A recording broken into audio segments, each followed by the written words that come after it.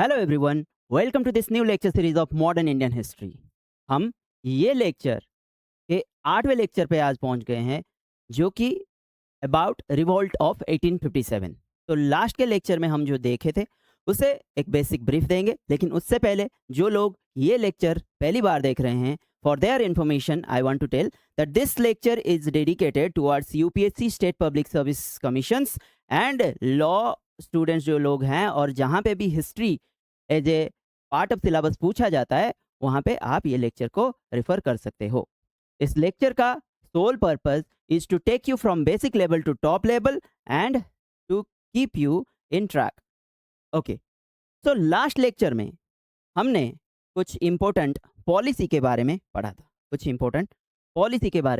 था, जैसे कि डॉक्ट्रिन ऑफ लैप्स, जैसे कि सब्सिडरी अलायंस, जैसे कि रिंग ऑफ फेंस, जैसे कि मास्टरली इनएक्टिविटी।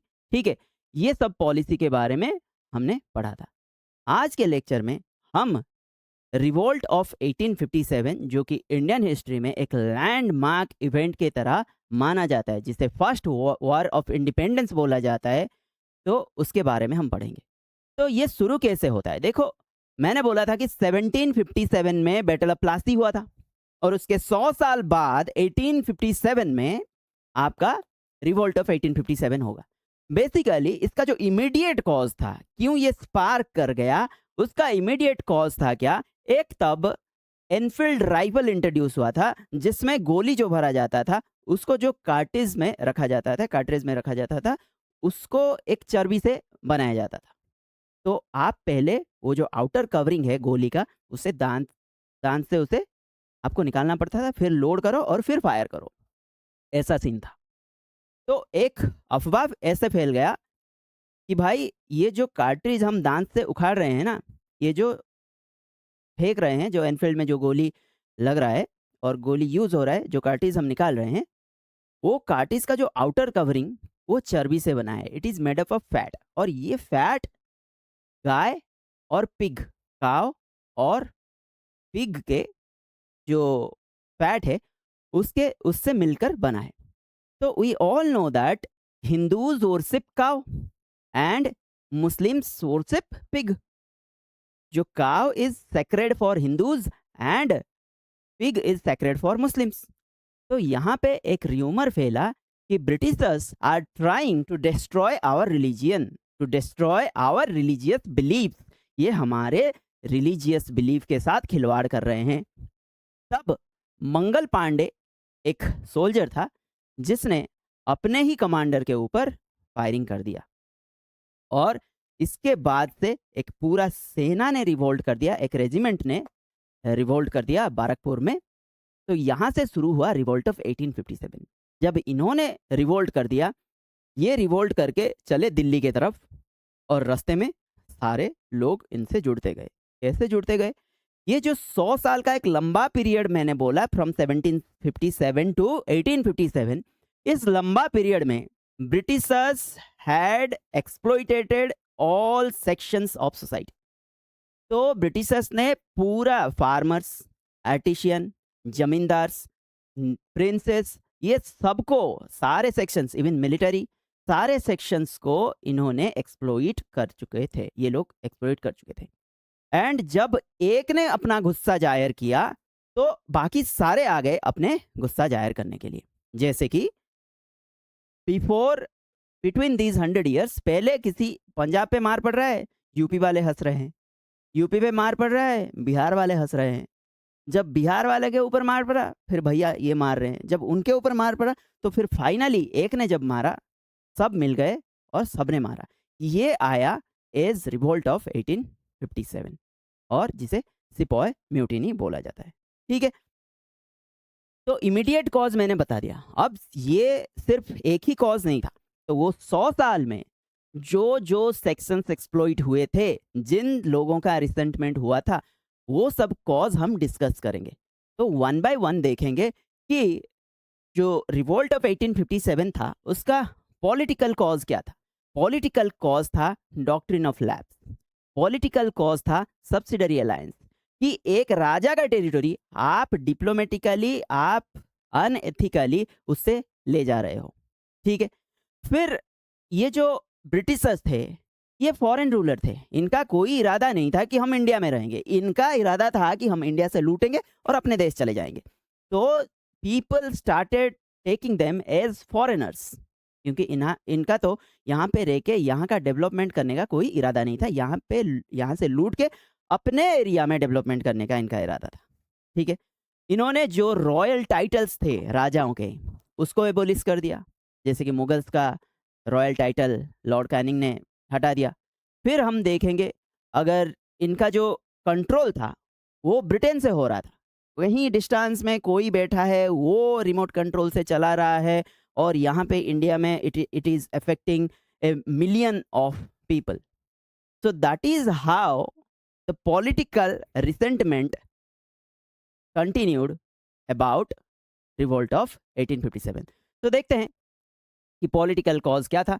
पहले तो मैंने बोला कि ब्रिटिश का जो एक्सपांसनरी पॉलिसी था, एक्सपांसन पॉलिसी जो था, that was the real road block expansionist policy, जहाँ पे कि doctrine of lapse, subsidiary alliance जैसे चीज़ था। जैसे एलियन रूल की फॉरेन रूलर थे ब्रिटिशर्स, इनका इंडिया में सेटल होने का कोई इरादा नहीं था। फिर तीसरा, ये टाइटल एबोलिशन कर दिए, जैसे कि लॉर्ड कैनिंग ने मुगल का रॉयल टाइटल हटा दिया, नवाब ऑफ कर्नाटिक हो गए, राजा ऑफ तांजोर हो गए, इनका टाइटल भी ले लिया गया, जो कि इनका इज्जत डाउन हो गया, इनका सोशल रेस्पेक्ट डाउन हो गया। फिर बाद में देखते हैं कि एक डिस्टेंस फॉरेन कंट्री से कोई बैठ के वो रिमोट कंट्रोल से चला रहा है एक कंट्री को, ये इसीलिए इंडियंस इसे एज ए आउटसाइडर एलिमेंट मानने लगे, एज ए आउटसाइडर एलिमेंट मानने लगे। समझ में आया? अब देखते हैं इकोनॉमिक कॉज। इकोनॉमिकल कॉज क्या था? इकोनॉमिकल कॉज वेरियस सेक्शंस के ऊपर था, जैसे कि पिजांस ने क्या खोया, जैसे कि आर्टिशियन ने क्या खोया। पिजांस क्या खोए? पिजांस के ऊपर हैवी लैंड ड्यूटी लगा दिए, ठीक है। और एक नया क्लास उभर के आया जिसे मनी लैंडर बोला गया, कि ये लोग देते हैं पैसा कि लो भैया पैसा, आप आपके पास पैसा नहीं है ना, हम तुम्हें पैसा देते हैं, आप लो और इंटरेस्ट के साथ हमें वापस कर देना। और इतना हाई इंटरेस्ट चढ़ा देते थे कि ये लोग कभी इंटरेस्ट ही दे नहीं पाते थे, तो ये एक डेब्ट ट्रैप में फंस जाते थे, ठीक है। तो ये दूसरे बार जब आते थे, इन्हें भी पहले एक फार्मर है वो आया, बोला कि उसे ऑफर देंगे कि तुम यहाँ पे इंडिगो फार्मिंग कर लो, इंडिगो मतलब नील की खेती। वो बोलेगा कहाँ से करेंगे, हमारे पास पैसा नहीं है। कोई बात नहीं, हम पैसा देते हैं आपको, हम पैसा देते हैं, आप इंडिगो फार्मिंग कर लो। वो बोलेगा नहीं करेंगे यार, मतलब इससे कुछ नहीं करेंगे। बोला, आप जब मन मन हो 1 साल के बाद लौटा देना। तो इनको बहला फुसला के पैसा दे देते हैं। फिर दूसरी बार जब वो आते हैं, वो बोलते हैं साहब ये पैसा इतना है और नहीं दे पाएँगे। बोले कोई बात नहीं, आप इंडिगो दे दो, वो जो नील की खेती कर रहे हो उसे हमें दे दो। ये बोले कि ठीक है सर, इस बार ले जाइए और आगे से हम ये नील की खेती नहीं करेंगे, क्योंकि ये जो करने से हमारा लैंड का जो फर्टिलिटी ख़राब हो रहा है, हम नहीं करेंगे। तो ये लोग बोल रहे हैं कि अच्छा ठीक है आप मत करो, जो पैसा लिया था वो दे दो। पैसा तो नहीं दे पाएँगे क्योंकि पैसा है नहीं, पैसा नहीं है तो उनके कंडीशंस पे आपको चलना पड़ेगा। वो जो बोलेंगे वैसा ही करना पड़ेगा, ठीक है। जैसे कि ब्रिटिशर्स क्या किए कि इंडिया का जो मान लो फार्मर है, उसने कॉटन उगाया है, उसने राइस उगाया है, ठीक है, मान लो कॉटन ही पकड़ते हैं। वो कॉटन को उसका उसका एक साड़ी उसने बनाया है, उसका प्राइस मान लो 5,000। तो इन्होंने मोनोपोली कर लिया और बोला कि तुम उसे 2,000 में हमें दो, क्योंकि और कोई खरीदेगा नहीं, जो खरीदेगा उसके ऊपर सैंक्शन लग जाएगा, और कोई खरीदेगा नहीं। तो इस तरह से उन्होंने मोनोपोलाइज्ड करके रखा था। तो ये जो मनी लैंडर भी थे, वो फार्मर्स को डेप्ट दे के, लोन दे के उन्हें डेप्ट ट्रैप में फंसा रहे थे, सो दैट कि फार्मर्स का पूरा हालत बिगड़ा हुआ था, ठीक है। जब ये अपना रेंट नहीं दे पा रहे थे, जब ये पैसा वापस नहीं कर पा रहे थे, अपने ही ज़मीन पे इन्हें एज ए टेनांट रखा जाता था कि इस ज़मीन के ऊपर तुम हमारे तरफ से काम करोगे। मेरा ज़मीन था, मैंने लोन ले आया, अब मैं चुका नहीं पा रहा हूँ, तो इस ज़मीन से मुझे ही बेदखल कर दिया जाएगा। तो ये था फार्मर्स का परेशानी। तो ये जो मनी लेंडर थे, ये एक न्यू फॉर्म ऑफ एक्सप्लॉइटेटर बन के आए, जो कि वो लैंडलॉर्ड्स थे, ज़मींदार थे, उनका तो कुछ ह्यूमैनिटी था, लेकिन ये जो new form of money landers थे, जिन्हें ट्राइबल लोग दीकू बोलते थे, आउटसाइडर बोलते थे, ये लोग बहुत एक्सप्लॉइटेटिव थे, जो कि पीजन्स के लिए खतरनाक थे। ठीक है, अब देखो, पीजन्स के लिए हैवी लैंड रेवेन्यू था, ये जो मनी लैंडर हाई इंटरेस्ट देते थे, जिसके लिए इन्होंने ये डेब्ट ट्रैप में फंस रहे थे। अपने खुद के लैंड से ही इन्हें बाहर जाना पड़ता था। ये money lender emerged as a new landlord, weakening the old zamindari system. अब आर्टिशन के बात करते हैं। अगर एक ये जो डॉक्ट्रिन ऑफ लैब्स था, सब्सिडरी अलायंस था, इसके तहत राजाओं के पास से अपना राज्य चला गया। अब अगर एक 5 लाख का सूट है, उसे पहनेगा कौन? राजा पहनता था। उसके कोर्ट में जो नोबल्स बैठते थे वो पहनते थे। अगर राजा ही नहीं रहा, उसका साम्राज्य नहीं रहा, उसके नोबल्स नहीं रहेंगे, ये 5 लाख का सूट कौन पहनेगा? ये जो आर्टिशन जो इसे बनाते थे, इनका घर कैसे चलेगा? हो गए। दोबारा जब ब्रिटिश मेड गुड था, मशीन के गुड्स, ये लाके यहाँ पे डंपिंग कर रहे थे, इंडिया में डंपिंग कर रहे थे। एक संबलपुरी साड़ी बनाने में बहुत प्राइस लगता है। मान लो एक संबलपुरी साड़ी जो हैंडमेड है, उसका प्राइस मान लो 50,000 है। उसी प्राइस में ब्रिटिशर्स 100 साड़ी दे देंगे, 200 साड़ी दे देंगे, विच वेयर मशीन मेड। तो इनका धंधा डाउन हो गया ना। और जब ट्रेड चलेगा, हमारा जो प्रोडक्ट था वो फॉरेन कंट्री में कॉम्पिटिटिव नहीं हो पाया। क्यों? उसके ऊपर इतना टैरिफ डाल देंगे, इतना टैरिफ डाल देंगे। मान लो 100 रुपए का चीज़ है, वो बोलेंगे इसके ऊपर 50% का टैरिफ है, और 100% का टैरिफ लगा दिए, तो ये 100 रुपए का चीज़ वहाँ पे बिकेगा 200 रुपए में। 200 रुपए में कोई खरीदेगा का? तो फॉरेन मार्केट ब्लॉक हो गया, और इंडियन मार्केट ये वन साइडेड फ्री ट्रेड कर दिए कि इंडियन मार्केट में उनका सस्ता चीज़ आके भर गया। जैसे कि फॉर एग्जाम्पल, कोई जब अपने ट्रेडर्स को बचाना चाहता है, तब वो क्या करता है? जो बाहर वाले चीज़ के ऊपर टैरिफ लगा देता है। जैसे कि यूएसए अभी टैरिफ लगा रहा है इंडियन प्रोडक्ट के ऊपर, तब ये ब्रिटिशर्स इंडियन प्रोडक्ट के ऊपर टैरिफ लगा रहे थे। जैसे कि इंडिया भी लगाता है। जैसे कि हार्ली डेविडसन का नाम सुना है? Harley Davidson produces premium bikes. मान लो हार्ली डेविडसन का एक बाइक है 6 लाख प्राइस में, बाहर के कंट्री में 6 लाख में मिल जाएगा मान लो। वो इंडिया में आते आते 14 लाख हो जाता है, 14 लाख। और इंडिया में अपना होम कंपनी कौन है? Royal Enfield. अगर 14 लाख दोगे तो रॉयल एनफील्ड में बहुत कुछ फीचर मिल जाएंगे, बहुत अच्छा गाड़ी मिल जाएगा। लेकिन Harley Davidson is way better than royal Enfield. उसका लुक हो, स्टाइल हो, इंजन हो, सब अच्छा है। लेकिन रॉयल एनफील्ड को बचाने के लिए इंडियन गवर्नमेंट ने उसने उस पर हाई टैरिफ पुट कर दिया। तो officially royal Enfield is now not located in India. वो अपना बोरिया बिस्तर लेके इंडिया से आउट हो चुका है। यही कॉज था।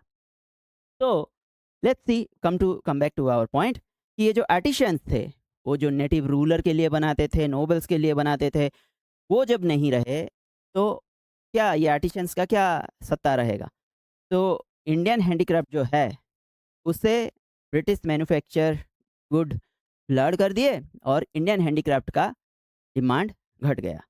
फिर अल्टरनेटिव एम्प्लॉयमेंट कुछ नहीं था। अगर आर्टिशियन अपना रोजगार ये हरा रहा है, तो कोई मॉडर्न इंडस्ट्री इन्होंने नहीं बनाया था कि जहाँ पे उन्हें री एम्प्लॉयमेंट मिल जाए। तो ये एक दिक्कत था, कोई इंडस्ट्री इन्होंने नहीं बनाया था। और जो ट्रेड चल रहा था वो वन साइडेड था। जो ट्रेड चल रहा था वो वन साइडेड था। देखो, ये मर्केंटाइल क्लास के लिए हम बात कर सकते हैं कि जो बिजनेसमैन थे, एक्सपोर्ट एफोर्ट अफेक्टेड। क्यों? हाई टैरिफ था। जो हमारा एक्सपोर्टेड प्रोडक्ट था वो हाई टैरिफ था, अनकम्पिटिटिव था। ठीक है, तो अपना जो कॉटन टेक्सटाइल जिसका बहुत डिमांड था, वो लगभग जीरो पे आ गया। वो लगभग जीरो पे आ गया मिड 19th सेंचुरी तक। इंपोर्ट एनकरेज हुआ। जो लो टैरिफ इंपोर्ट, मतलब वहाँ से जो प्रोडक्ट आते थे उसके ऊपर बहुत लो टैरिफ आया, तो उनका जो ब्रिटिश मेड प्रोडक्ट इंडिया के मार्केट में फ्लड हो गया। वन वे ट्रेड सिस्टम, मतलब सिर्फ एक तरफा फ्री ट्रेड था, दो तरफ से नहीं था। अब ट्रेडिशनल जमींदार ये कैसे इम्पैक्ट हुए, इनमें कैसे प्रॉब्लम आया? जैसे कि ट्रेडिशनल जमींदार जो थे, इनको हमेशा अपना डॉक्यूमेंट दिखाना पड़ता था। इनको हमेशा अपना डॉक्यूमेंट दिखाना पड़ता था। हम जाके आगे पढ़ेंगे, परमानेंट सेटलमेंट था, उसमें एक सनसेट लॉ था, सनसेट क्लॉज था।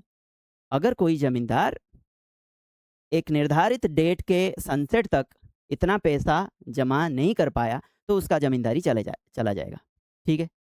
तो इस तरह से उन्हें बार-बार किसी जगह पे बोलते हैं कि प्रॉपर डॉक्यूमेंट दिखाओ तुम इस जगह के ज़मींदार हो, ताल्लुकदार ताल्लुकदार मतलब तालुका मतलब है बिग एरिया, डिस्ट्रिक्ट टाइप, उसका मालिक, उस स्टेट का, उस रीजन का मालिक, ठीक है? तो उन्हें बोला जाता था कि अपना डॉक्यूमेंट दिखाओ, वो नहीं दिखा पाते थे। तब उनका ज़मींदारी जाता था, ताल्लुकदार जाता था। जैसे कि ब्रिटिशर्स ने जब अवध को कैप्चर किया, तो 20,000 ताल्लुकदार, जो अवध के अंदर 20,000 ताल्लुकदार थे, उनका जो रोजी-रोटी था, उनका जो सोशल स्टेटस था, वो सब डाउन हो गया। ब्रिटिशर्स बोले हम तुम्हें नहीं मानते, जाओ। अब इसके बाद भी ब्रिटिशर्स और कहाँ-कहाँ पे हाथ मारे, अपना सोशियो रिलीजियस कंडीशन के ऊपर, ठीक है? अपना सोशियो रिलीजियस कंडीशन के ऊपर। जैसे कि ब्रिटिशर्स ने कुछ रिफॉर्म लाने की कोशिश की, जैसे कि इन्होंने सती को एबॉलिश किया, इन्होंने विडो रीमैरेज को चालू किया। तो देखो, जब एक धर्म के साथ कोई खेलता है, तो उस धर्म के लोग फ्यूरियस हो जाते हैं। तो इन लोगों ने जो सदियों से चला आ रहा था जो प्रथा, उसके ऊपर जब इन्होंने अटैक किया, उसे रिफॉर्म करने की कोशिश की, तो Orthodox section of that society got angered, तो वो लोग गुस्सा हो गए। तो इन्होंने जो सती एबोलिश किया, विडो रीमैरेज एबोलिश किया, इसके वजह से वो लोग खफा हो गए। दूसरी बात, इनका जो कन्वर्सन वाला सीन था, मिशनरी एक्टिविटी था, वो एग्रेशन पे आ गया। बाहर से आके कन्वर्ट कर रहे हैं, हिंदूज़ को कन्वर्ट कर रहे हैं क्रिश्चियनिटी में, मुस्लिम्स को कन्वर्ट कर रहे हैं क्रिश्चियनिटी में। इन्होंने एक लॉ लाया कि अगर कोई कन्वर्टेड सन है, मान लो एक हिंदू फैमिली से एक बेटा है जो कि क्रिश्चियनिटी में कन्वर्ट हो गया, तो उससे उसके फादर के प्रॉपर्टी से हिस्सा मिलेगा, जो पहले नहीं मिलता था। इन्होंने ये लॉ लाया कि इससे प्रॉपर्टी में हिस्सा मिलेगा। तो लोग बोले यार ये तो मतलब कन्वर्सन के लिए तुम डायरेक्टली प्लान बना रहे हो, ठीक है? तो ये एक प्रॉब्लम था, कॉज था, जिसके लिए कि बाद में आ गया रिवोल्ट ऑफ 1857। फिर जो एजुकेशन पॉलिसी था, see the education policy, English के बजाय पर्शियन के बजाय इंग्लिश को इन्होंने रिप्लेस कर दिया। तो जो रिलीजियस ऑर्थोडॉक्स थे, उनको ये चैलेंज हो गया, ठीक है? अब जो भी वेस्टर्न इनोवेशन था, जैसे कि रेलवेज, टेलीग्राफ, इसको इन्होंने बोला कि these are the tools for religious conversion, आप इसी के माध्यम से हमें कन्वर्ट कर रहे हो। ऐसे कि जो एजुकेशनल ऑफिसेस था, उसे ये शैतानी दफ्तर बोलते थे इंडियंस। समझ रहे हो सोशियो कल्चरल लेवल पे कैसे धीरे धीरे एक लेवल का रिसेंटमेंट, एक लेवल का असंतोष इनमें दिख रहा है, और जो कि फाइनली फूटेगा इन रिवोल्ट ऑफ 1857 में। फिर एडमिनिस्ट्रेटिव कॉज क्या है, देखो administrative cause of revolt of 1857 अगर देखें, तो बहुत सारे पिटी ऑफिशियल्स थे, पुलिस थे, जो टॉर्चर कर रहे थे, रैम्पेंट करप्शन चल रहा था, ब्राइब ले रहे थे, तो इंडियंस परेशान थे इन सब से, ठीक है? फिर जो एक ब्रिटिश इन्वेंसिबिलिटी का ख्याल था कि भाई हम लोगों को कोई हरा नहीं सकता, वो फास्ट एंग्लो अफगान वार में पता चल गया कि डॉन की इंतजार तो 11 मुल्कों की पुलिस कर रही है, लेकिन डॉन को पकड़ना मुश्किल ही नहीं नामुमकिन है। ये वाला डायलॉग मार रहे थे ब्रिटिशर्स, लेकिन फर्स्ट एंग्लो अफगान वार में मार खाए, डॉन पकड़ा भी गया, मुश्किल नहीं था, नामुमकिन भी नहीं था। फिर पंजाब वार में इनका हस्त्र खराब हुआ, फिर क्रिमियन वार में खराब हुआ। तो ये लोग यहाँ पे इतने जगह पे जब मार खा रहे हैं, तो ये जो कॉन्सेप्ट था कि ब्रिटिश इनविंसिबिलिटी की, इन लोगों को हराना नामुमकिन है, ये वाला कॉन्सेप्ट चला गया। तो इंडियंस को थोड़ा कॉन्फिडेंस आया कि हाँ हाँ भाई, ये अगर यहाँ पे हार रहे हैं तो बाद में भी इन्हें हराया जा सकता है। फिर हम देखते हैं बाद में कि जो military cause of revolt of 1857 क्या था। मिलिट्री कॉज क्या था रिवोल्ट ऑफ 1857 का? मिलिट्री कॉज क्या था? पहले तो मिलिट्री में इनके काउंटर पार्ट को, मतलब ब्रिटिश काउंटर पार्ट, एक ही दो ऑफिसर हैं, एक इंडियन है और एक ब्रिटिश है। इन दोनों का सैलरी सेम नहीं था। इनका पे स्केल अलग-अलग था। रेशियल डिस्क्रिमिनेशन का फेस करना पड़ रहा था इनको। इनको ह्यूमिलिएट किया जाता था बार-बार, ठीक है? इनका एक फैसिलिटी था जो कि ये लोग पोस्टल अपने फैमिली को अगर चिट्ठी लिखेंगे, तो ये फ्री ऑफ कॉस्ट सिपाही लिख सकते थे, सोल्जर्स लिख सकते थे। 1854 में उसे भी हटा दिया, नहीं अब तुम लिखोगे तो फिर तुम्हें भी पैसा देना पड़ेगा। अगर पहले कहीं डिस्टेंस दूर दराज के इलाके में अगर पोस्टिंग होता था तो उसके लिए अलाउंस और कुछ ज़्यादा पैसा उनको मिलता था, इसे भी बंद कर दिया, ठीक है। फिर कुछ अच्छा काम करो तो इनके काउंटर पार्ट को रिवार्ड मिलता था, इनको रिवार्ड नहीं मिलता था। तो ये सब प्रॉब्लम था मिलिट्री के अंदर। फिर मिलिट्री का इंटरनल प्रॉब्लम क्या था कि एक ही मिलिट्री, एक ही रेजिमेंट में एक ब्राह्मण है और एक लोअर कास्ट से है, एक अपर कास्ट का बंदा है और एक लोअर कास्ट का बंदा है। अपर कास्ट बोल रहा है how you are treating both of us equally. ये जो हम तो बड़े हुए हैं उसी माहौल से ना, तो ये जो माइंडसेट है वो इंटरनल कन्फ्लिक्ट मिलिट्री में बना रहा है कि भाई हम अपर क्लास और लोअर क्लास को ये ब्रिटिश एम्पायर इक्वली ट्रीट कर रही है, हमें ज़्यादा करना चाहिए, उसे कम करना चाहिए, ये लोग ऐसा सोच रहे थे। ये इंटरनल कन्फ्लिक्ट था, ठीक है। अब जब तब माना जाता था कि आप अगर समंदर पार करके कहीं जा रहे हो तो आपका जात जो है, आपका कास्ट है, जाति है, वो चला जाता था, आपको लोग गांव में घुसने नहीं देते थे। अगर आप माई एक्सपेरिमेंट विथ ट्रूथ पढ़ोगे तो उसमें भी वही लिखा है कि गांधी जी जब गए थे साउथ अफ्रीका तो गांव में बैठक बैठा कि भाई तुम जा रहे हो, तुम्हें अपने बिरादरी में फिर से दोबारा आने की हम इजाज़त नहीं देंगे, अपने रिस्क पे जा रहे हो। गांधी जी ने बोला हाँ हम अपने रिस्क पे जा रहे हैं। तो जब वहाँ पे जा रहा है, कोई नदी पार करके जा रहा है तो उसको अलाउंस भी मिलना चाहिए। और इन्होंने जनरल सर्विस एनलिस्टमेंट एक्ट जो लाया, वो बोले कि हम जहाँ पे पोस्टिंग देंगे तुम्हें वहीं जाना पड़ेगा विदाउट एनी ऑब्जेक्शन, ठीक है। तो देखते हैं ये अपने काउंटर पार्ट यूरोपियन सोल्जर्स के हिसाब से लो पे मिल रहा था इन्हें, रेशियल डिस्क्रिमिनेशन हो रहा था और ह्यूमिलिएशन इन्हें फेस करना पड़ रहा था। फ्री फोस्टेज का जो फैसिलिटी था 1854 में इसे बंद कर दिया गया। डिस्टेंट रीजन में जो इनका पोस्टिंग हुआ वहाँ पे कोई भी अलाउंस नहीं मिला, ठीक है।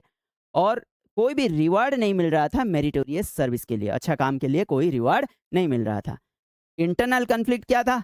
इंटरनल कन्फ्लिक्ट में हम देखेंगे कि इंटरनल कन्फ्लिक्ट में आर्मी के अंदर पर्सनल जो अपर कास्ट और लोअर कास्ट इन दोनों को इक्वली ट्रीट किया जा रहा था। General service enlistment act 1856 important है, जो कि ओवरसीज टेरिटोरी में आपको अगर जरूरत पड़े तो पोस्टिंग दिया जा सकता है, आपको राजी और रेडी रहना पड़ेगा। जिसको कि बैरकपुर और बंगाल के आर्मी ने मना किया था, हम नहीं जाएंगे फॉरेन टेरिटोरी में सर्व करने के लिए, ठीक है। अब लिंक विथ पीजेंट ग्राइवेंसेस, देखो sepoys were largely peasant in uniform, क्योंकि जो भी सिपॉय आ रहा था वो कोई पीजेंट फैमिली से ही आ रहा था। तो पीजेंट फैमिली में अगर हाई टैक्स हो रहा है, वो डेप ट्रैप में फंस रहे हैं, उनका लैंड चला जा रहा है, उन्हें अपने लैंड से एविक्ट कर दिया जा रहा है, बाहर भगा दिया जा रहा है, कोई सुसाइड कर रहा है, तो वो डायरेक्टली इम्पैक्ट कर रहा है सोल्जर्स को, क्योंकि वो भी कोई पीजेंट फैमिली से बिलोंग कर रहे थे, ठीक है। So this is what it is कि sepoy where peasants in uniform, ठीक है।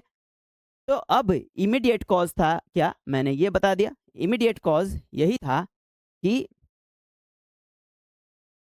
ब्राउन बेस मस्केट, ये एक गन है, इसके बजाय एनफील्ड राइफल का इंट्रोडक्शन हो गया, जो कि जिसमें गोली लोड करने से पहले दांत से उसका जो आउटर कवरिंग है उसे निकाल के फेंक के फिर लोड करके मारना था। और माना जाता था, र्यूमर्स था कि काव और पिग के फैट से ये बन रहा है। तो काव was sacred for Hindu and pig was sacred for Muslim. Sacred मतलब पवित्र, ओके।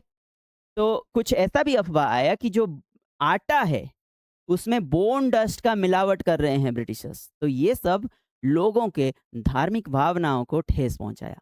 उसके बाद मंगल पांडे जो था वो अपने ही रेजिमेंट का कमांडर को गोली मार दिया, और फिर बाद में वो 29 मार्च 1857 में मारा, और 8 अप्रैल 1857 को मंगल पांडे को एग्जीक्यूट कर दिया गया, उसे फांसी दे दिया गया, ठीक है।